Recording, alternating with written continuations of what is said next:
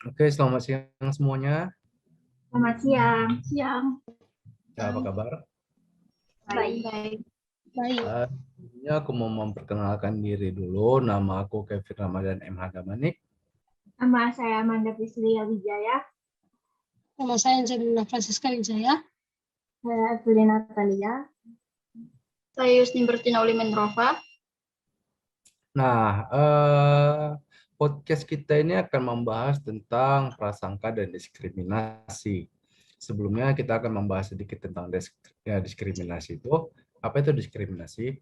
Menurut saya diskriminasi adalah ketidakadilan yang dirasakan oleh suatu kelompok. Contohnya kelompok A dan kelompok B, lebih diuntungkan kelompok A ketimbang kelompok B. Tidak hanya berdasarkan kelompok, bisa berdasarkan etnis, agama, suku, ataupun budaya yang dianut oleh seseorang. Nah, menurut Evelyn sendiri diskriminasi itu apa? Kalau menurut aku diskriminasi itu pembedaan perilaku. Yang dimana pembedaan perilaku itu dilakukan oleh pihak mayoritas kepada pihak minoritas atau pihak yang biasanya dianggap lebih lemah. Nah, pembedaan perilaku yang dilakukan oleh pihak mayoritas itu biasanya bersifat tidak bermoral dan biasanya juga mereka itu orang yang nggak bisa atau mereka nggak bisa menghormati sama yang namanya perbedaan gitu. Jadi dimanapun mereka berada, mereka menganggap diri mereka itu lebih baik gitu daripada orang lain. Makanya mereka bisa melakukan diskriminasi gitu. Sebelumnya aku mau nge-share sedikit nih tentang diskriminasi. Jadi aku punya teman, dia itu asli orang Timur Leste. Jadi pas pertama kali dia datang ke Indonesia dan bersosialisasi dengan orang Indonesia, dia itu di kelompoknya dia itu seperti dikucilkan karena dia berkulit hitam, rambutnya agak keriting seperti itu. Jadi dia merasa tidak nyaman dengan lingkungan sekitar dia gitu. Jadi dia merasa terdiskriminasi akan perbedaan ras lah yang mungkin sebelumnya belum pernah teman-teman mereka itu rasakan gitu. Nah, untuk kalian sendiri sebelumnya apakah ada yang pernah mengalami kasus diskriminasi? Enggak ada. Oh, nggak ada. Tapi ada nih kan beberapa orang yang nggak seberuntung kita. Jadi ada beberapa orang di luar sana itu sering ngalamin diskriminasi ini gitu. Kayak contohnya itu kayak orang-orang berkulit hitam, bermata sipit, bertubuh gemuk gitu. Orang itu seringkali menjadi sasaran diskriminasi. Nah, benar. Ada banyak juga kasus-kasus besar mengenai diskriminasi ini. Di Indonesia sendiri juga pernah terjadi diskriminasi antar kelompok ras suku tertentu, sehingga ya menimbulkan konflik. Contohnya ada konflik di Kalimantan Barat, yaitu konflik antara suku Dayak, suku Melayu, dan suku Madura.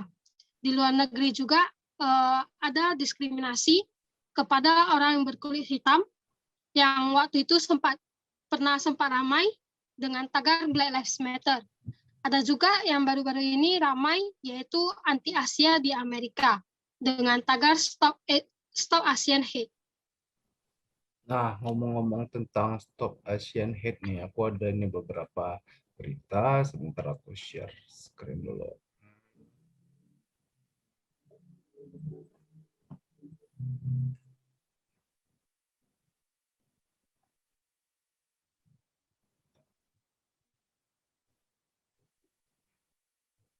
Nah, untuk beritanya itu sendiri, dia itu terjadi pada tahun 2021, itu kasus anti Asia di Atlanta, Amerika, itu rutin terjadi karena mereka itu mendiskriminasi orang Asia karena salah satunya virus corona. Dan mereka menyebut virus corona itu adalah sebagai virus Cina gitu. Jadi mereka menyalahkan orang-orang Asia, khususnya Cina, karena telah membawa virus itu menyebar luas ke seluruh dunia, termasuk di Amerika. Jadi gara-gara hal tersebut mereka sangat membenci atau sampai tidak suka bahkan ke ke apa orang-orang Asia. Jadi makanya kebanyakan orang Asia di sana itu terdiskriminasi oleh orang-orang lokal setempat. Nah, sebelumnya kasus ini itu meningkat sebanyak 150% sejak COVID-19 menyebar. Ditambah lagi mantan presiden ke-45 Donald Trump yang kayak aku bilang tadi sempat menyebut virus ini adalah sebagai virus Cina gitu. Iya, kasus ini juga sempat trending topik teratas di Indonesia. Aku punya beberapa contoh tentang respon netizen Indonesia terhadap kasus Asian Hate ini.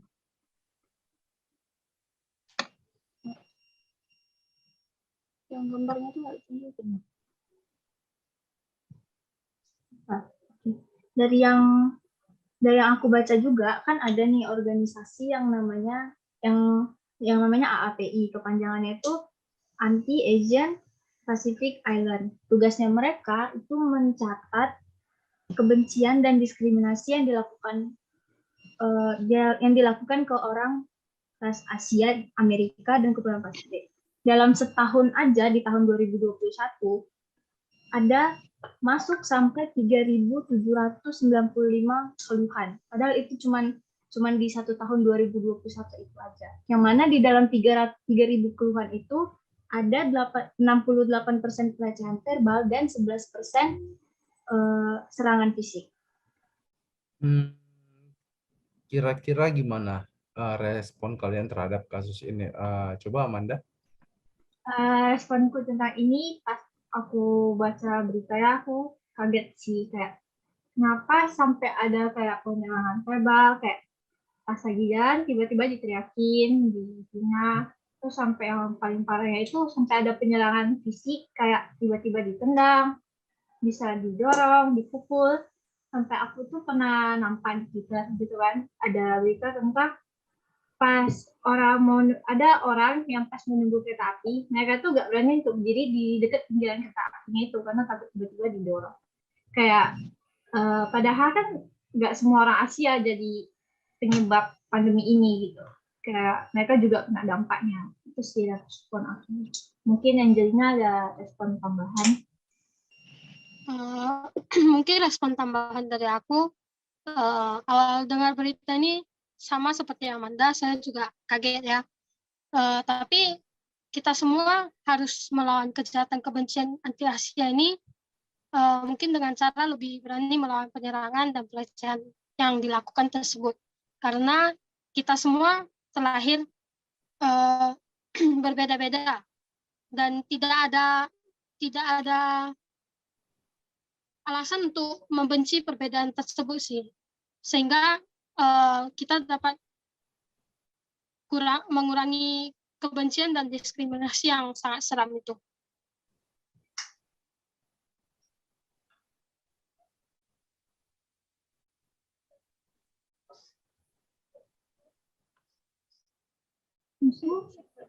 Tapi Yusni, menurut Yusni? Ada nggak kira-kira kasus yang kamu tahu tentang yang terjadi di Asian Hate ini? Ya, ngomong-ngomong yang kalau tentang penyerangan gitu ya, aku punya beberapa berita yang aku tahu tentang penyerangan yang pernah terjadi tentang Asia Amerika. Salah satunya itu kasus penembakan dan pembunuhan yang terjadi di Atlanta terhadap 8 orang itu ya. Awal mula kejadiannya ini itu pada hari Selasa tanggal 16 Maret sekitar pukul 5 sore. Nah, kejadian pertamanya itu ada 2 orang tewas dan 3 orang dilarikan ke rumah sakit. Maaf, kejadian pertamanya itu ada di Young Asian Matches di Oxford, wilayah Cherokee, yaitu saat kepolisian datang, mereka menemukan 2 orang tewas di tempat dan 3 orang dilarikan ke rumah sakit. Nah, namun 2 orang dari yang ketiga orang yang dilarikan ke rumah sakit itu akhirnya meninggal dunia. Nah, seorang juru bicara dari kantor sheriff yang bernama Kapten Baker mengkonfirmasi bahwa di antara korban tersebut terdapat 2 orang perempuan Asia, seorang perempuan berkulit putih, seorang laki-laki berkulit putih, dan seorang Hispanik yang mengalami luka. Nah, kejadian kedua itu terjadi kurang dari 1 jam kemudian dari setelah kejadian yang pertama. Kepolisian mendapatkan panggilan dengan laporan perampokan di Gold Spa sebelah timur laut Atlanta. Dalam rekaman panggilan 911, seorang perempuan mengatakan bahwa ia sedang bersembunyi dari penyerangan yang terjadi di tempat tersebut. Lalu kemudian polisi mendatangi tempat tersebut dan menemukan ada 3 orang perempuan yang sudah tewas dengan luka tembak.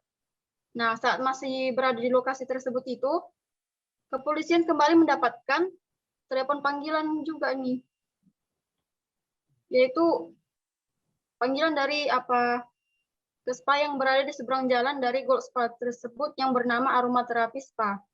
Dan mereka kembali menemukan seorang perempuan juga yang sudah tewas dengan luka tembak. Nah, setelah kejadian itu, jika kita perhatikan terdapat 8 orang termasuk setidaknya 6 perempuan Asia tewas dalam penembakan di 3 tempat yang berbeda, yaitu 4 orang tewas di panti pijat di Oxford dan lainnya di 2 spa berbeda di kota Atlanta. Dan pemerintah Korea Selatan mengatakan bahwa 4 dari korban penembakan tersebut merupakan keturunan warga Korea. Nah, akhirnya para penyelidik telah mempelajari rekaman CCTV dan merilis video rekaman seorang tersangka yang berada di dekat salah satu spa tersebut.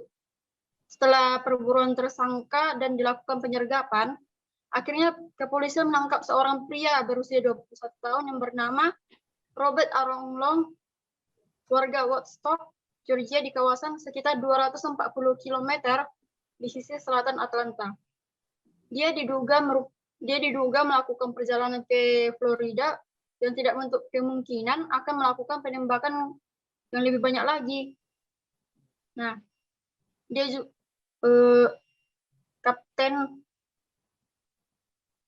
Kapten Baker menyebut para penyelidik itu sangat yakin bahwa dia merupakan tersangka dari 3 kejadian penembakan tersebut. Namun pihak berwenang mengaku bahwa masih terlalu dini dalam penyelidikan untuk mengetahui apakah para korban menjadi sasaran karena ras atau etnis mereka.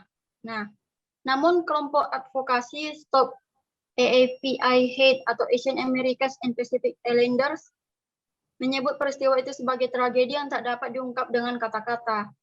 Dalam keterangan kepada media, para penyidik mengatakan bahwa Robert Arong-Long telah mengakui perbuatannya namun membantah serangan ini bermotifkan rasial.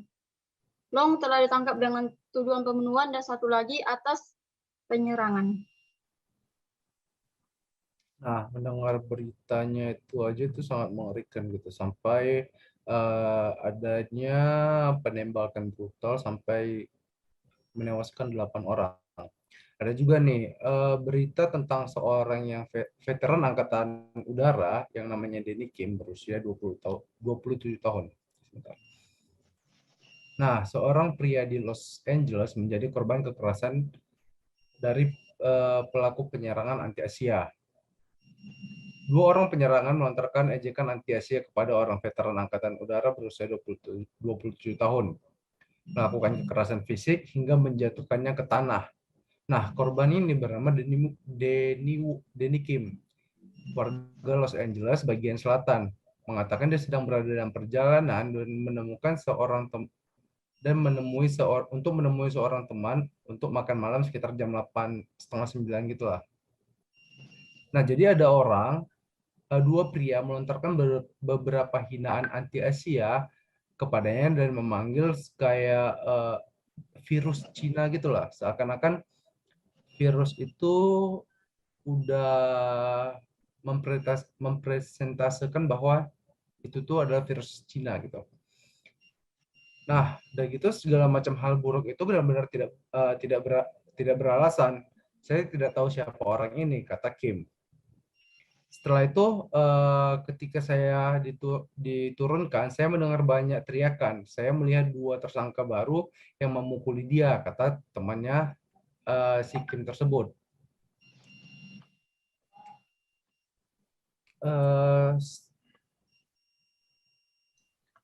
Nah, tetapi kalian tahu nggak sih kalau misalnya anti Asia itu juga nggak baru, sebelumnya aku mau ngasih tunjuk dulu nih beberapa video dari liputan media Amerika yang berhubung dengan anti Asia.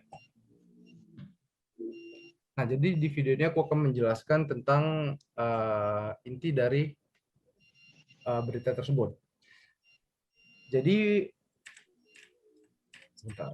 Nah, di sini kita bisa melihat kalau misalnya adalah adanya pemukulan wanita yang ya bisa dibilang sudah tua gitu, yang dilakukan di dalam supermarket.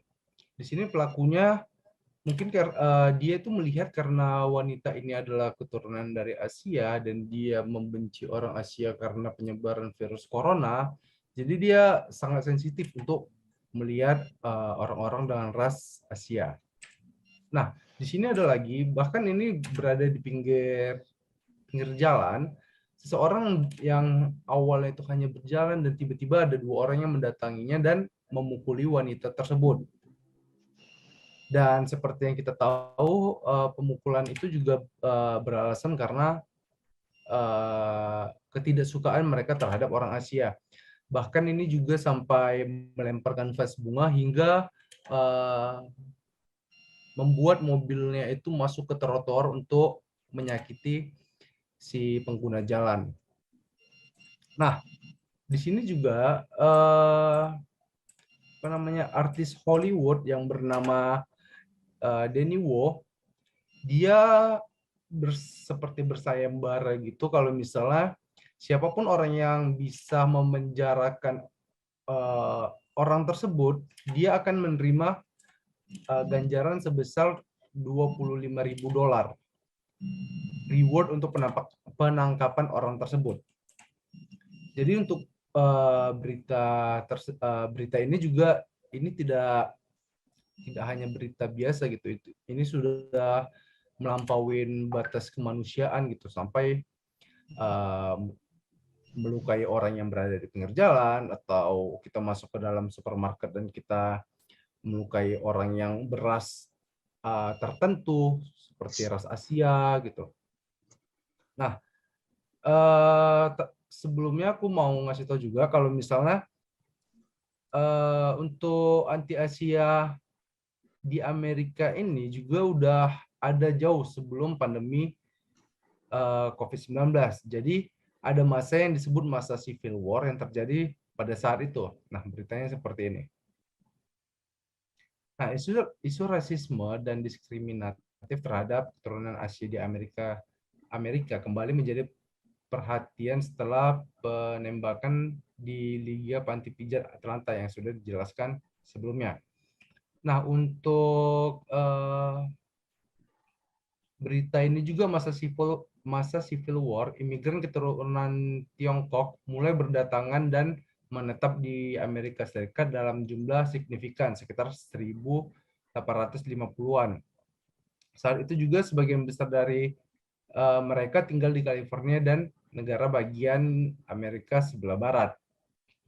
Nah, pembantaian orang Tionghoa ini pernah terjadi pada tahun 1871 pada bulan Oktober.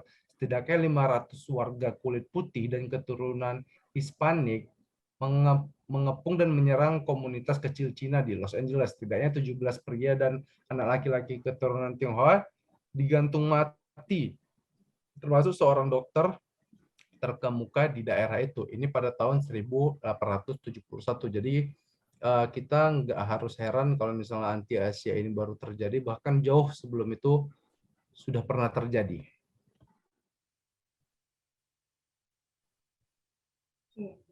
Nah, pas lagi marak-maraknya kasus anti-Asia yang terjadi di Amerika ini, Presiden Amerika yang sekarang, Joe Biden, dia punya langkah sendiri untuk menangani kasus anti-Asia ini biar orang-orang Asia yang tinggal di sana itu merasa lebih nyaman atau terlindungi. Yang pertama, Biden memberi bantuan dana sebesar 49,5 juta US dollar khusus untuk penyintas kekerasan dalam rumah tangga dan kekerasan seksual. Yang kedua, Biden juga membentuk satuan tugas baru yang didedikasikan untuk menangkal xenofobia terhadap warga Asia. Dan layanan yang terakhir, Departemen Kehakiman Amerika Serikat merencanakan upaya-upaya baru untuk menegakkan undang-undang kejahatan rasial dan melaporkan secara resmi data sosial kejahatan rasial di Amerika. Yes, nah, kita udah ngobrolin tentang anti-Asia dan diskriminasi yang terjadi lumayan panjang, bahkan dari awal corona mungkin sampai sekarang. Nah, kira-kira untuk ada saran nggak atau cara untuk menghindari terjadinya diskriminasi itu sendiri? Saran dari aku sih, kita harus bisa menyadari kalau tiap manusia itu memiliki hak asasi manusianya masing-masing. Terus termasuk bisa menjalani hidup tanpa perlakuan diskriminatif, terus bisa menghormati dan menghargai setiap perbedaan yang ada, dan membiasakan diri untuk tidak mudah menilai orang lain dari luarnya aja. Nah, kita udah ngebahas tentang anti-Asia yang berada di Amerika. Sekarang kita coba balik ke diskriminasi yang terjadi di Indonesia. Kita udah ngebahas tentang negara luar lah. Sekarang kita ngebahas tentang di negara kita sendiri. Nah, di sini ada berita tentang bom gereja katedral di Makassar, kronologi kejadian dan keterangan polisi dan sikap presiden. Nah, sebelumnya di sini yang beragama Kristen itu siapa? Saya. Yusni dan Evelyn kan. Nah, menurut kalian mendengar berita ini itu gimana sebagai umat Kristiani? Apakah apakah merasa kenapa umat Kristiani itu terdiskriminasi sampai segininya gitu, sampai adanya berita bom gereja gitu? Pas dengar beritanya yang pertama kali kalau ada pengeboman itu, jujur sedih pasti ada ya, sedih, kaget itu pasti ada. Nggak nyangka juga gitu kalau misalnya diskriminasi yang terjadi itu bakal sampai ngambil nyawa orang yang bahkan nggak tahu apa-apa gitu loh. Sebelum adanya bom ini kan mereka datang ibadah buat menyembah Tuhannya gitu, jadi datang dengan hati tenang gitu, tapi tiba-tiba pas di tengah ibadah ada bom gitu kan, kasihan gitu ya, maksudnya datang dengan hati tenang tapi malah mengalami kejadian yang nggak terduga gitu. Sedih pasti sedih, tapi ya mau dibilang apa juga, kalau aku ya mau bilang apa juga nggak bisa gitu, jadi cuma bisa diterima aja ya gitu. Ya. Kalau menurut Yusni sendiri sebagai orang Kristen, kira-kira hampir sama ya kayak yang dibilang Evelyn ya, tapi ya gimana juga ya, udah kejadian juga, kita juga nggak mungkin juga marah-marah atau apa segala macam juga kan, itu udah kejadian, udah terlewat juga. Tapi yang herannya itu juga ya sama mereka yang melakukan perbuatan kayak gitu itu, ini kan di negara kita NKRI ini kan segala perbedaan ada itu ya. Nah, ini mereka yang melakukan perbuatan itu tuh solidaritasnya itu perlu banget itu pertanyaan itu gitu ya. Ya benar-benar. apa setidaknya apa tidak ada dalam diri orang itu apa bagaimana cara menghargai agama yang lain atau hidup rukun kayak biasa aja dong gitu. Tidak. Ya, soalnya di sini aku baca juga, dan bahkan ini terjadi itu pada saat misa. Nah, misa itu kan kalau aku nggak salah satu kegiatan yang diayomi oleh umat Kristiani gitu. Dan di sini aku baca beritanya juga bahwa kalau nggak salah pelakunya itu ada 2 orang dan membunuh sekitar 20 orang kalau aku nggak salah. Nah, kurang lebih kelompok menjadi bagian. Dan itu terjadi pada tahun 2021. Ya, tahun lalu lah. Dan kalau kita tadi si Yusni ngomong tentang solidaritas, kayaknya mereka udah memang nggak ada berpikiran tentang solidaritas. Mereka hanya memikirkan tentang kepentingan mereka sendiri. Kita nggak tahu di belakang itu kepentingannya mereka mencari apa mencari kepuasan atau hanya teror, kita nggak tahu. Jadi mereka hanya memikirkan diri mereka sendiri gitu. Mungkin ada kira-kira masukan lain bagi umat Ada pertanyaan Kristen? sih. Nah, boleh silahkan. Begitu munculnya berita ini kan, menurut Kevin nih kan sebagai pihak yang biasanya langsung tertuduh gitu. Oke. Gimana responnya, menanggapinya setelah merasa dituduh gitu? Oh ya, sebelumnya di sini saya beragama Muslim, beragama Islam, sorry. Di sini mungkin kalau menurut pandangan saya adalah mereka itu termakan oleh doktrin-doktrin yang tidak benar gitu. Biasanya doktrin yang dilakukan itu adalah diiming-imingi masuk surga, bidadari, dan segala macam seperti itulah.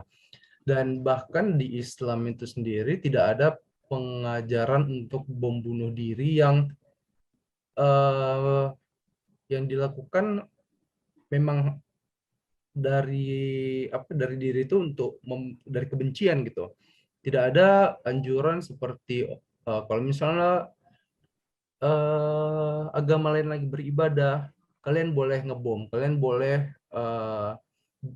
melakukan tindakan kekerasan di sana, kalian boleh merusak rumah ibadah mereka. Itu tidak ada sama sekali di ajaran Islam. Bahkan seperti yang kita tahu, contohnya ada di beberapa peperangan besar tentang Islam dan Kristen, contohnya di Yerusalem.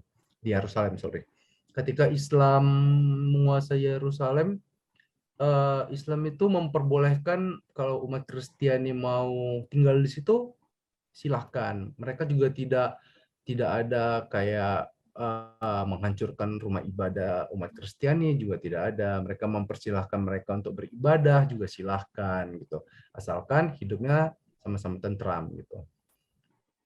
Jadi salahnya sebenarnya di pencucian otak, dan mungkin dia juga pembelajarannya yang kurang mendalam tentang Islam itu sendiri, makanya dia sangat mudah untuk didoktrin. Seperti itu. Nah, sebelumnya di sini juga ada agama Hindu kan? Sorry?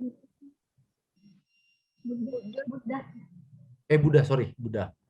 Nah, sebelumnya untuk agama Buddha sendiri di Indonesia, apakah ada merasa secara langsung diskriminasi gitu dari kaum mayoritas?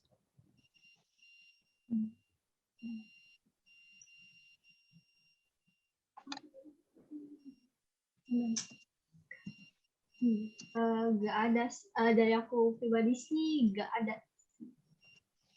Oh, nggak ada ya? Iya. Jadi sejauh ini masih aman ya? Kalau ada pun kayak masih nggak sampai di luar batasnya. Kayak masih di zona aman-aman aja gitu. Oh, masih di zona-zona aman aja.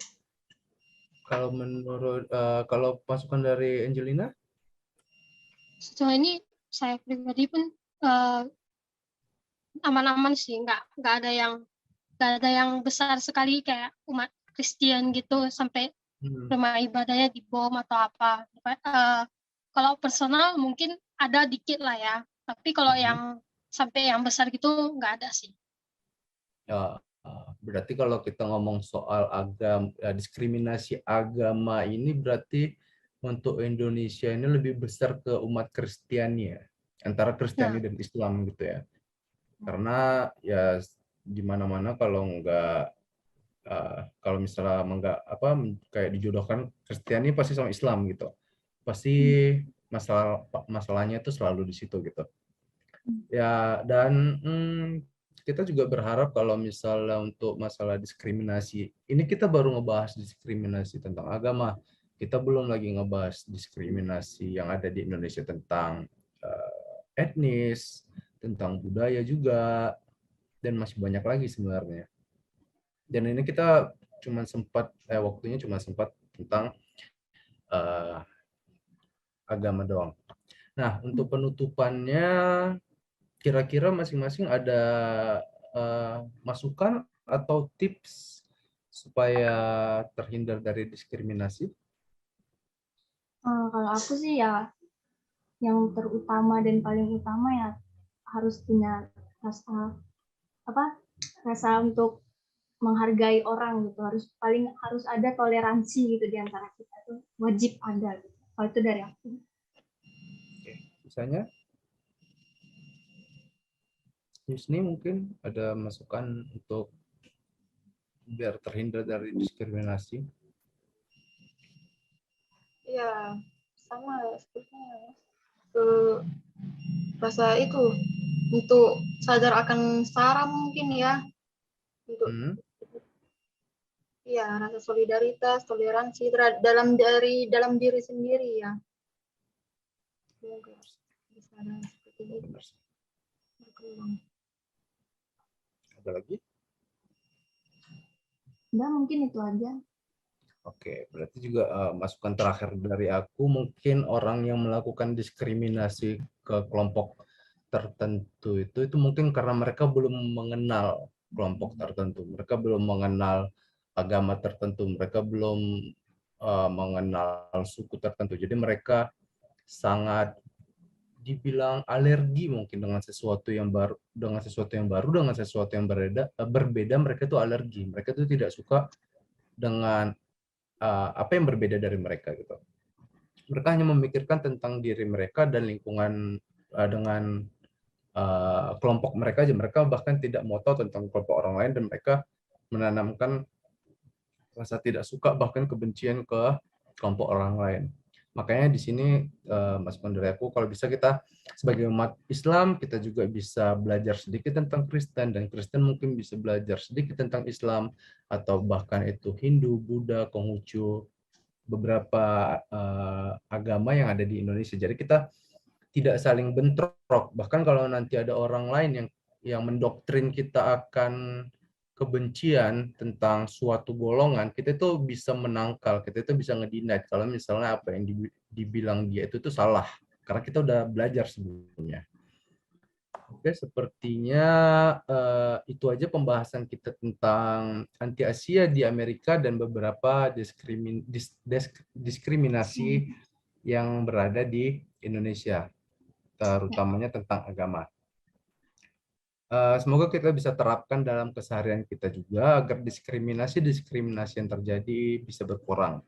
Terima kasih semuanya atas waktunya. Sampai jumpa selanjutnya. Bye-bye. Bye.